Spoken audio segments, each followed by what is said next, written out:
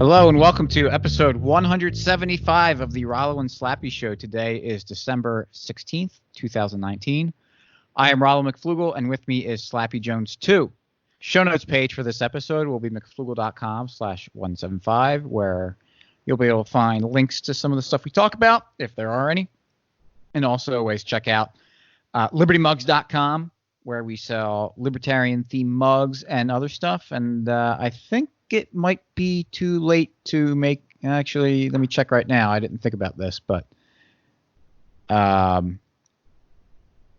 if you wanted to make an order for Christmas and have it in on time, I'm checking right now to see. And yesterday was the last day to ensure that you will get delivery by December 23rd for your Liberty. People do like late Christmas gifts, so absolutely. And maybe you're a like Greek Orthodox or someone who celebrates Christmas in January, one of the Orthodox faiths, and so that's a perfect opportunity. Hanukkah starts when? The 22nd or 23rd? Sometime around there. You get 8 days. You got time. Yeah. Kwanzaa at some point. That's, I think, after Christmas, I'm sure. Yeah. There's always get your Kwanzaa shopping done. New Year's gifts. Yeah, you going out to a New Year's party? Bring a mug. Bring some coffee with you. And you know what? Not too long after, we're about 2 months away from another very important holiday, St. Valentine's Day. So why not take advantage of the Christmas sale that is still in effect? Sure. And give your special if your girlfriend's a teacher, we have a mug for her. Oh, yeah. I mean, just perfect. Nothing is more romantic than a Liberty mug for your very special someone.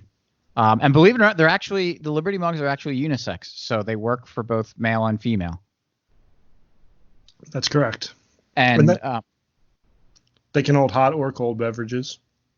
Yes, that we've tested that, and they also work as pen holders if you want to put one on your desk at work. Mm-hmm. They can. It's not even just coffee, tea, water. Even you can even eat soup out of it. You can. Pudding. Really anything that is small enough to fit in a coffee mug, or I mean, even if it's too big, you can just kind of lay it on top of the mug. But they come in 11-ounce size and 15-ounce size, so I don't think there's anything in the world that couldn't fit in a 15-ounce coffee mug. Not much, anyway. Yeah, I mean, maybe if Rosie O'Donnell wanted to take a bath, might need two, but let's be reasonable about what we. But hey, Rosie, if you want to buy a mug, we'll take your money. We'll sell you. We'll happily sell you two to make it work for you. So go to libertymugs.com and buy a bunch of mugs. It'll make us very, very happy. So as well as all your friends and family who you give them to. Yeah, and that's what's most important. We're doing this for you. It's not for us. We're your servants in bringing happiness and joy to the rest of the world. Correct. So if you want to not bring happiness and joy to the rest of the world, just go ahead and don't buy Liberty mugs. So why don't you introduce our episode? Because the episode was not just going to be about Liberty mugs, but it actually might apply a little bit. Okay. Well, our episode today is about a tweet. And I don't know what the tweet was because Rollo told me about it. I didn't read the tweet, but it was a tweet about send me a name and I'll tell you if they're a real libertarian. And I guess people started sending this guy names because I don't know how he defines what a libertarian is, but I think a Ben Shapiro may have come up, maybe a couple other names. Rollo, where did you want to go with this? Yeah, it's not the idea that, because it could be just like a playful thing, because we all like to joke about, being a real libertarian. You joke about that? I don't. but No, other people I do. think it's very serious. And yeah, I mean, I am a real libertarian, and no one else is. Yeah, especially not my co-host. Right. But it was, yeah, someone brought up Ben Shapiro, and the response by this person was, I forget, I'm kind of paraphrasing, but he said, he's about as close to being libertarian as you can be while still being a conservative. And it's like, well, what do you mean by that? I don't know what that like, by what metric are you saying someone's a libertarian? Because it's not the first time that, Ben Shapiro and Libertarian have Does Ben come together. Shapiro call himself a libertarian? I don't think so, but I think there are kind of a lot of people kind of in his general vicinity politically that would kind of call themselves libertarian, or at least that kind of conservatarian thing, conservative libertarian. You know what I'm saying? Sure. So I just did a quick Google search. It says in 2016, Shapiro described himself as, quote, basically a libertarian. He accuses the left of believing in an imaginary hierarchy of victimhood in which the opinions of members of persecuted groups like the LGBT community are afforded more credence. I don't know. That's from his Wikipedia page, I guess. I mean, I'm basically, I don't know, Michael Jordan, because I have 2 arms and 2 legs and a head and the rest of my body, and I've touched a basketball before. So, I mean, basically, if you want to nitpick, if you're gonna like be not a real basketball player, then go ahead. But I think you're really nitpicking if you're saying that I'm basically not the same thing as Michael Jordan. I've never accused you of being Michael Jordan. That's for sure. But although I have seen you play, not many people can say this. I have seen you at least attempt to play basketball before. Yeah, I think that was a long time ago. Yeah, wasn't your young neighbor playing with us? Yeah, I think he was. He actually was. He's in college now. Really? Wow. Yeah, but he might have been like 8 at that time, and he probably would have been picked ahead of me to play basketball by a lot. I would have picked him ahead of you. I would have picked him ahead of me too. Yeah. Anyway, that's besides the point. With Ben Shapiro, see, here's my problem with Ben Shapiro. Well, not my problem with him, but my problem with talking about him is I don't listen to him. So I did for a little bit a few years ago, but when I say for a little bit, it was like a week, and I stopped. And he said a lot of things I thought were good at the time, or things I agreed with anyway. Obviously, he said some things I strongly disagreed with that to me would disqualify him from being a libertarian. But from his point of view, he's saying, at least in 2016, I'm basically a libertarian, which I guess at least in his mind, he thinks he doesn't want much government doing anything. Yeah. I mean, why would he say that? Like, it's not like it's cool to be libertarian in his circles. Yeah, it's kind of weird because it's a lot of people do that where they agree with libertarians on a lot of stuff. Like in the case of Ben Shapiro, if he only talked about, how much he hates leftists and thinks that the SJWs are stupid, then yeah, he basically agrees with libertarians on everything there. But like that can't be the only thing. Like there's something a little bit more to it. I think most libertarians, and I'm not trying to be, purity testing here. I'm happy to be big tent and say that minarchists qualify as libertarians as long as you generally agree with non-aggression and having individuals come together to voluntarily solve their own problems. I'll include you in the tent. Now it doesn't mean that those people don't say things that are against libertarianism by advocating certain things, but you at least need to do that. But when you're coming from, I don't like Ben Shapiro and people like him, he's not coming from that that kind of that starting point that like, no, we reject government. I don't think he rejects government No, he doesn't. like a libertarian would. He doesn't. I mean, I say that confidently from the little I've listened to him. I know I would guess he would say a government is there. Basically, you need the police and the military and courts. Yeah, he might even, I think he does a lot more than that. He may, but I think that's what. Now he may actually. I don't know, but that's what I think. That's why I think he would call himself a libertarian. Is he says we need a government for the courts, the police, and the military. I don't know. I don't listen to him, but I don't think he argues for any welfare programs. No, probably not. But I mean, his gobbling up, anything that Israel does and he would certainly be. I'm pretty sure he'd be in favor of sending aid in the form of money to Israel, and I think he would say because it's in. I think like. I don't want to speak for him, but I think he would say it's like in the United States' interest to have strong Israel in the Middle East. Mm-hmm. And therefore, we must give them everything we can as the United States government. Yeah. So, I mean, that's what's like, I kind of lost my train of thought with where I was going to go with it, but how dare you? Yeah. But you were saying that there has to be, because he agrees with libertarians on the social justice warrior stuff generally, that he may consider himself libertarian, but there's got to be something more than that.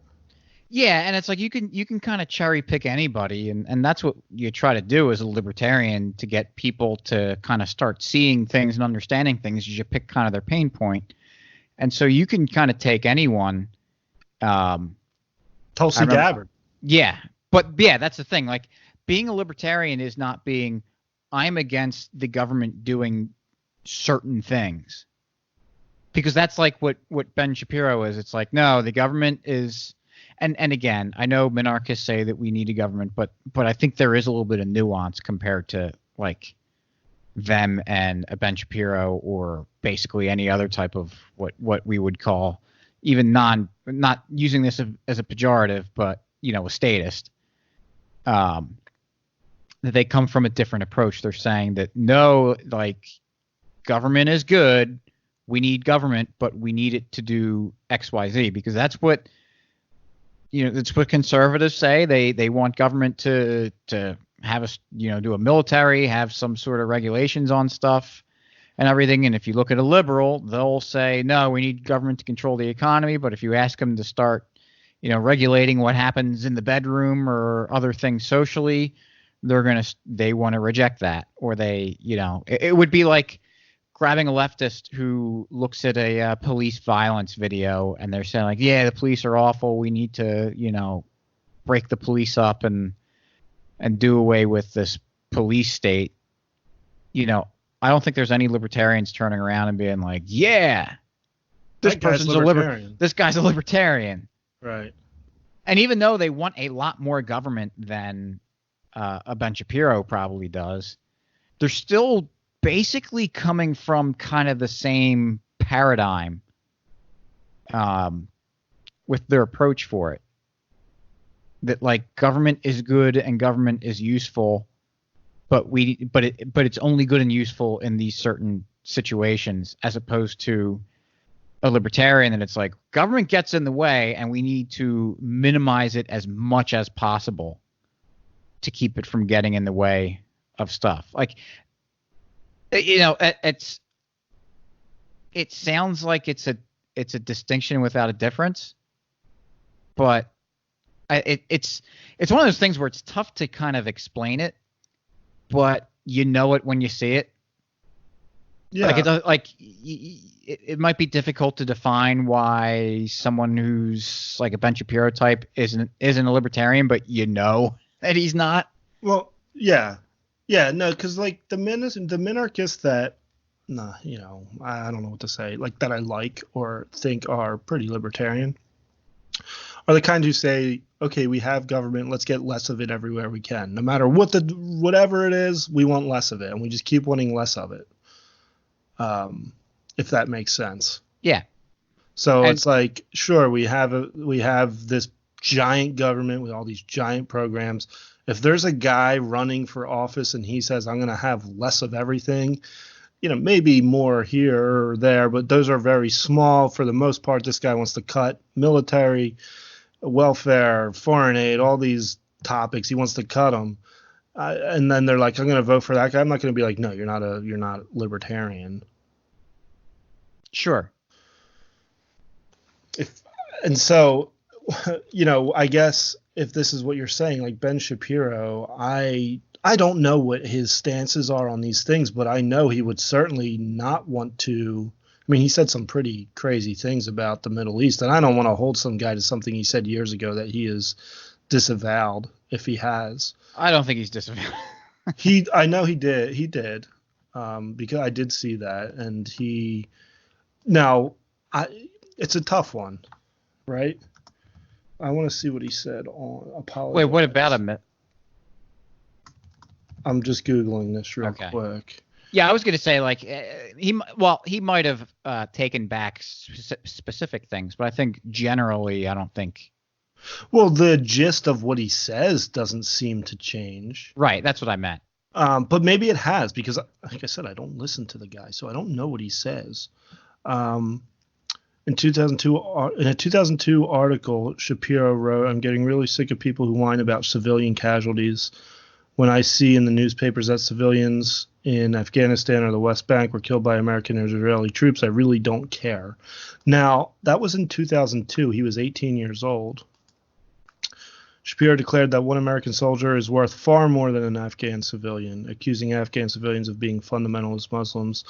In 2000, it said he stated that in that 2000. Okay, Shapiro later apologized for these assertions. He stated that the 2002 article was just a bad piece, plain and simple, and something I wish I'd never written.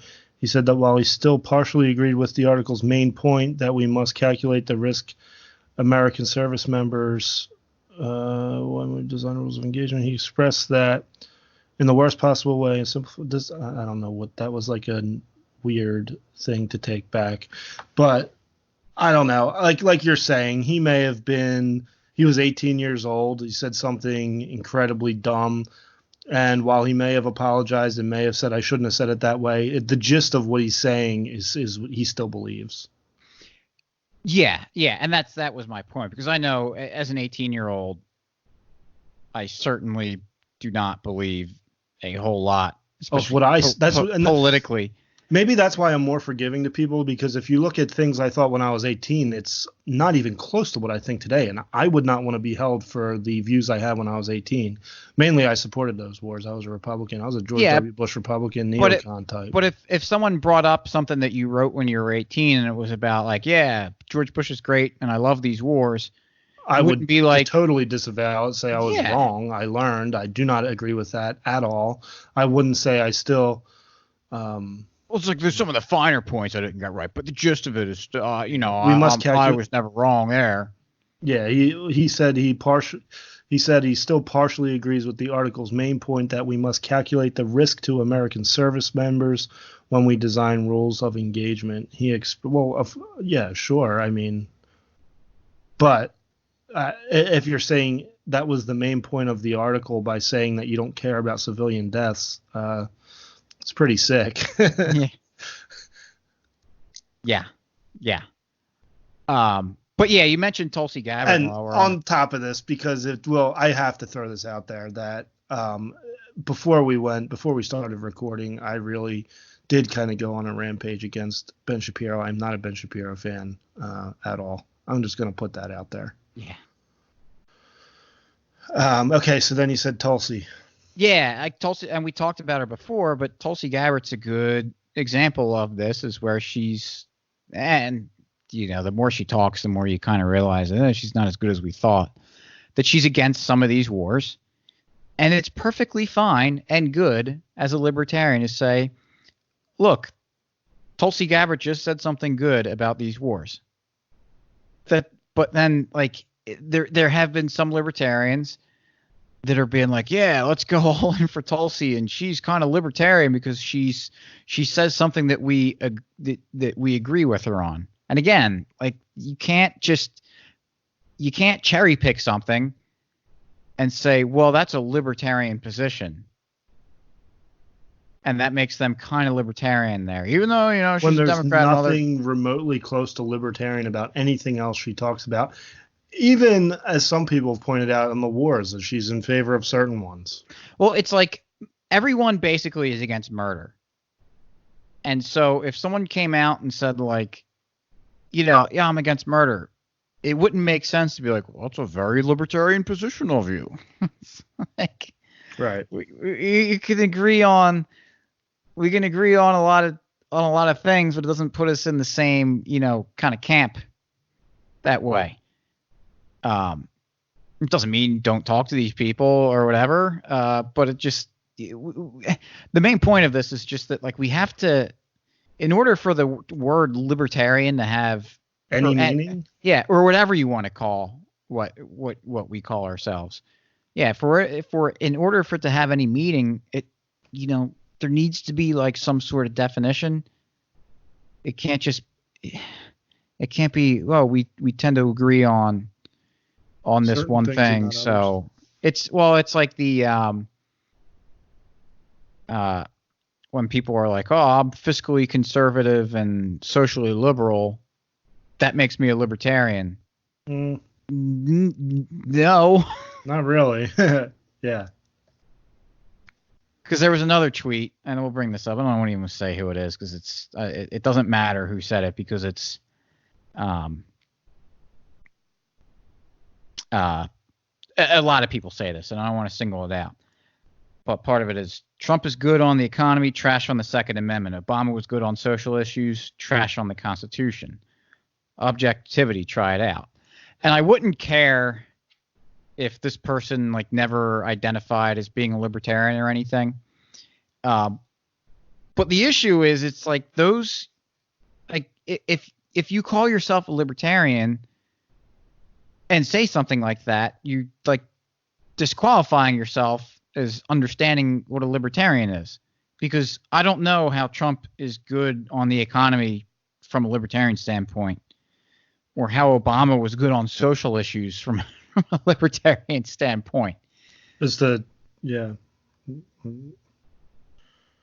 No, I like, agree. Which one? Like, what issues does a libertarian be like, yeah, that was real good that that guy did on any of it? It just screams of, and I'm not saying that, like, you know, you got to go rip this person apart for saying that, but we need to be careful and need to, like, try to teach these people a little bit better, because normally people who say that are kind of new to libertarianism, and they don't kind of get it because they're still coming from the paradigm of where they came from. And I know for me it was kind of issue by issue. I know there's a lot of people in the libertarian community that claim that they've kind of always been libertarian and it's always made sense to them. That was not the case for me. Same here. And I went through the whole neocon to, you know, conservative to constitutionalist to, from constitutionalists, that's where I went into libertarianism, and to minarchy, then to anarchist. So I get it. But I don't think it's helpful to when these people are in this mode of transition from whatever they are to libertarian, and they're still not getting it. Like, you need to, I think it's important to be welcoming, but not immediately crown them as libertarian. Like, when someone says you agree with someone, it's just go back to Tulsi Gabbard. And I don't think she's interested in becoming a libertarian at all. No. But it's just an example. Someone like Tulsi Gabbard, where she says some good things about war, you don't immediately just be like, oh wow, that's very libertarian of you. Welcome to libertarianism, because they're just gonna take whatever their views are and say like, oh, I'm a libertarian, so therefore these other stupid things that I believe, that must be libertarianism. You get what I'm trying to say there? Yeah, I do. Yeah. Okay. I mean, the most important thing anyway is that they like tractors, and that's what makes them a good libertarian. That's why I'm not a libertarian. That's true. That's why a lot of you aren't. But the people in the Netherlands farmer protesters are all great libertarians, because they're all marching with their tractors. It's a great sight to see. I forget what I was going to say again about. Probably best for all of us. Yeah, wasn't going to be helpful. Who else can we rip on for not being libertarian? I don't know. I don't know. I don't know. This is something we've talked about before, where it's like I'm kind of reluctant to even say that I am a libertarian, because it's so confused to normal people who hear that. Yeah, I kind of. And I like the term. I do like the term. I don't want to give it up. I think it's a great term. I think it's a great term to describe what I believe in. But I kind of go more with voluntarist. Yeah, it depends on my audience with what I say. But that's the thing I wanted to bring up about like minarchists and people that like I said before, that I'll include them in the tenet libertarian, but they're not quite all the way there. I'm fine with, and that's where there's a lot of friction between the different kinds of libertarians, especially when you get into more like the normie milquetoast libertarians that just I try to avoid much conversation or disagree just because it's frustrating. But I'll say that, I'll put it this way. I wish those type of people, the kind of law and order minarchists who say, hey, I agree government's bad, but we need the government for the military, courts, and police. I wish that they wouldn't fit that square peg in the round hole libertarianism. I wish they would just say, hey, you know what? I'm a libertarian in just about everything, but I don't agree with getting government out of it here. So this is where I kind of disagree with libertarianism a little bit. I think the world of libertarians would be so much better if people just made that acknowledgement. Fair enough. Then it's a little more, because you see why that could get like real frustrating and argumentative. People don't know what a libertarian is.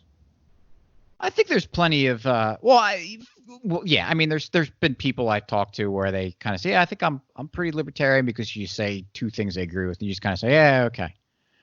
I'm talking about more of the people who have read, done some reading and have been in the movement for a little bit, but they're like dig their heels in the ground and like, how dare you say we don't need a government for the courts, or not that, because but at least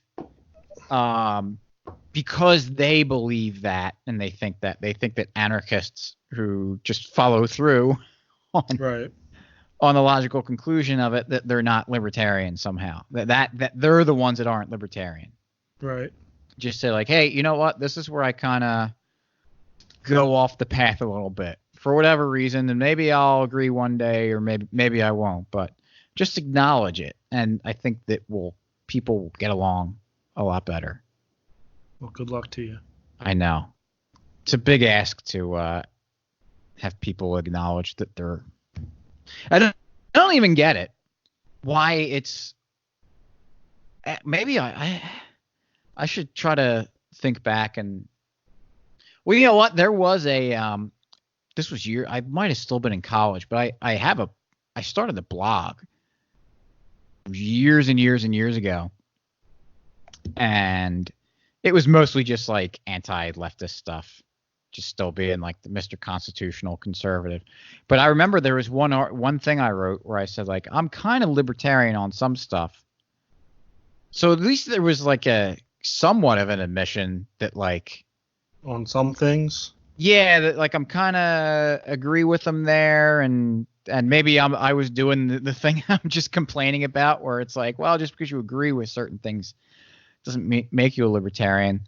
But even still, I remember when I was a minarchist and talking to, I spent a lot of time on Reddit on those pages back when they were not really awful or as awful as they are now.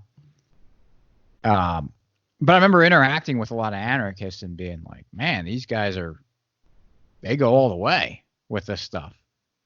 Like, I never thought about them being like, well, they think that we should have private courts. They're not libertarian. It was like, oh, okay. There's a different flavor of it. They're anarchist libertarians, and I'm, a minarchist libertarian.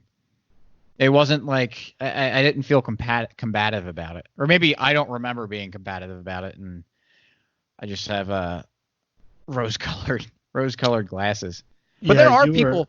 I've talked to enough people that are minarchists that just be like, yeah, I just don't see eye to eye with you on this one, and they don't try to pull the kind of reverse purity card. What were you gonna say?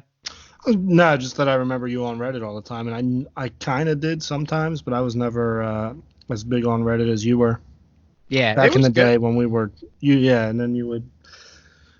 I was Reddit through you because you'd go read something and tell me about it, and I'd be like, huh? Yeah. And would argue about it. And I may be criticizing Reddit just because it's like I was talking to at the recent Liberty on the Rocks meetup, and we're talking about some of the people that we kind of grew out of, and two of us mentioned Steven Crowder and how we used to like him, but then man, he changed. He like ended up being like turned into a Republican, and another guy over there was like, "What do you mean turned into? Wasn't that what he always was?" And we're like, "Yeah, maybe he was, and we just kind of grew out of him." So maybe that's like that kind of might be what my Reddit experience was. I just kind of grew out of it, and it is what it always has been, but my perception has changed. Maybe that's what's going on. So, I guess to wrap it up, you do think Ben Shapiro is a good libertarian? Oh, absolutely. Okay.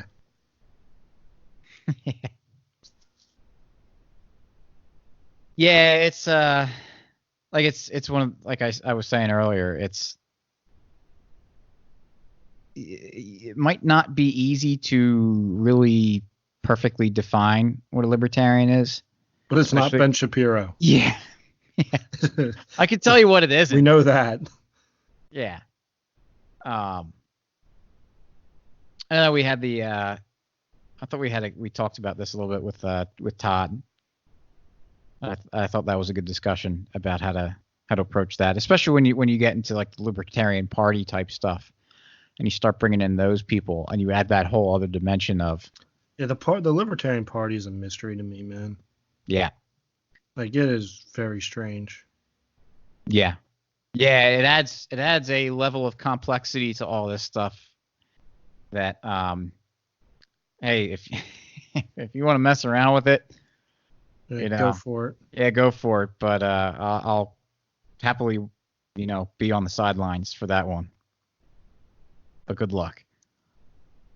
So.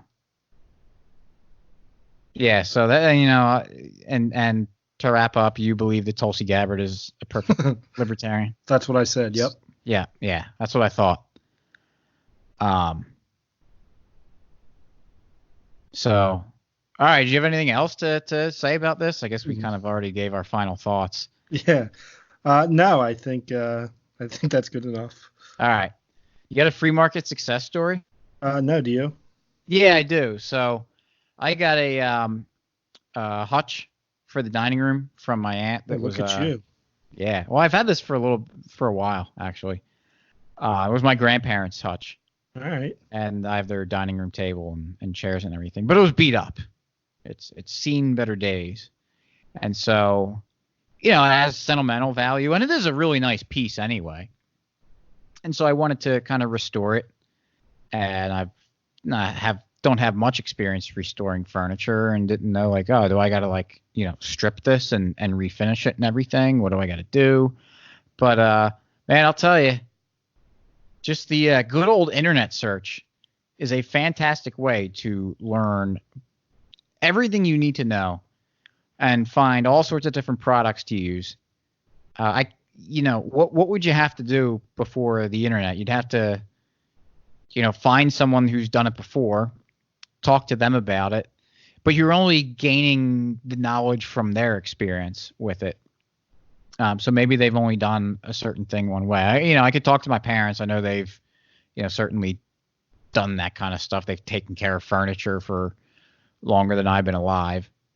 So there's some knowledge there, but maybe they don't know all the tricks to the trade. But there's people that like they do this for a living, and then they'll just go on YouTube and make a video and have it out there for free because they're just trying to advertise their business and show people that this is the kind of work that I do.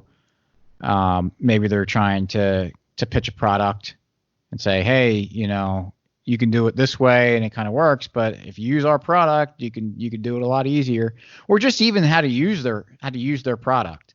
They can make a video and it can be very useful and available for anyone to use. So I think it's pretty neat that we have all of these tools and information available to us like instantly. Like you can be in the middle of something and be like, I'm not really sure what the next step is.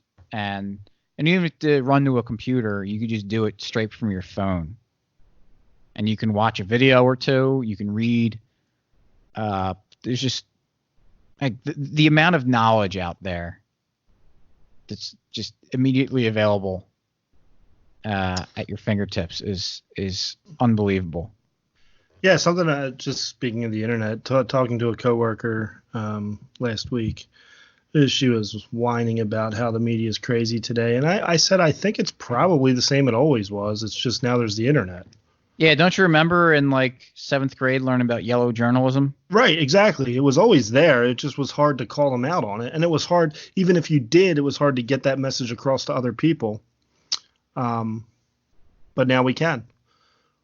And so yeah. I don't know that the media is it has changed in the sense there's a 24-hour news cycle instead of catching the evening news every night. Now it's 24 hours a day. They got to fill time with something. But I think the internet has a lot to do with them losing their credibility, which I think even most normies, maybe not, but a lot of them have just thought that the media has no credibility, or at least, Fox News doesn't have credibility or CNN doesn't, or one of them. Right. Whereas before it was kind of like what's on ABC or NBC or CBS is gospel. Yeah. Yeah. Yeah, there's a lot of that kind of stuff, especially when you talk about people love to say, oh, the world's so terrible today. It's like the safest time to live ever. Yeah, people are finding out what's going on. Depending on on the where other side. I guess. Right. Yeah, finding out what's going on the other side of the world almost instantly. Right. And it's like you were just blissfully ignorant about all the real bad stuff that was going on before that. It was like I saw an article. There was something, I think it was in India, that a woman, I don't know if she got murdered or attacked or something. She was on the way to a trial for, I think it was her rapist was on trial for something, and she ended up getting like mugged or might have even been killed on the way there. And that's real bad. But your first reaction is just like, wow, that's just how awful is India. But then you take a step back and you're like, well, wait, at least there was a trial. Right. At least like they're socially recognizing that rape is bad, and that there's some attempts to try to have some sort of justice for him. So I don't know, maybe sounds kind of callous there to take that approach, but it's baby steps. You can't expect the world to go from, what it was 3,000 years ago to just absolutely perfect and everyone getting along and sunshine and Ritz crackers. So, you can take some solace or hope in some of the not so great things that happen, that, hey, at least they're there. Right. And not just like, someone gets raped and they just go, Well, you Tough should one. have, shouldn't have walked alone that night. That's kind of on you. So I feel weird saying that. It's like it's a terrible story. It's absolutely Yeah, it atrocious. is a But terrible story. But I know what you're saying. yeah, It's could be a lot worse. Now, yeah, I know what you mean because it's weird to say that. It's but that's weird what to you be like, could hey, like. it could be worse. But not Uh, having that knowledge of what it was before, seeing these. That's what I'm saying. Like, I don't blame people necessarily for seeing that and being, oh, man, the world's really terrible. And how terrible is India without any sort of way to judge that relative to what it was like before. Right. So, in other words, I think the world's slowly improving, and that's a good thing. Yes. Buy Bitcoin and make it happen faster. And Liberty mugs. And Liberty mugs. Buy Liberty mugs with Bitcoin. There you go. Kill two birds with one stone. That's perfect. All right. So, all right, we'll wrap up here. Thanks for listening, everyone, and we'll catch you next week. Peace.